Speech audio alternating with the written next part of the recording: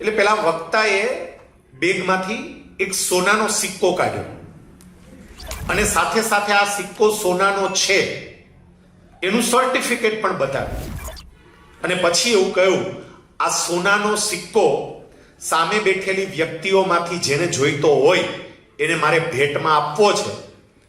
તમારામાંથી જેને સોનાનો સિક્કો મેળવવાની ઈચ્છા હોય એ હાથ ઊંચો કરો. એટલે બધાયના હાથ ઊંચા થયા. પછી આ વક્તાએ એ સોનાના સિક્કાને ટેબલ ઉપર મૂક્યો અને ટેબલ ઉપર મૂકી એના પર થૂક્યા અને પછી એવું કહ્યું કે હવે તમારામાંથી જેટલાને આ સોનાનો સિક્કો જોઈતો હોય એ જરા હાથ ઊંચો કરો. બધા હાથ ઊંચા થયા. પછી વક્તાએ એ સોનાના સિક્કા પર હથોડી લઈ થોડા ટોંચા માર્યા.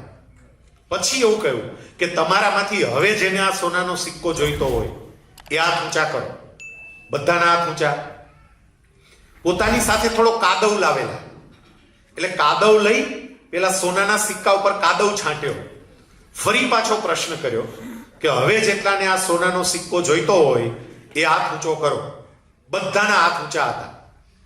વક્તા આગળ કઈ બોલવા જાય ને એ પેલા સામે બેઠેલા શ્રોતામાંથી એક વ્યક્તિએ ઊભા થઈને કહ્યું કે આ પ્રશ્નો પૂછવાનું રહેવા દો.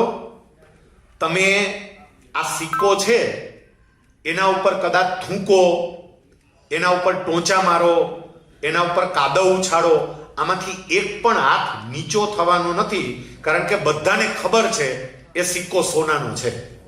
અને સોનાનો સિક્કો હોય ને એના પર તમે થૂકો તોય ભલે, એના પર તમે ટોચો મારો તોય ભલે, અને એના ઉપર તમે કાદવ ઉછાળો તોય ભલે, એના મૂલ્યમાં ક્યારેય ફેરફાર થાય નહીં.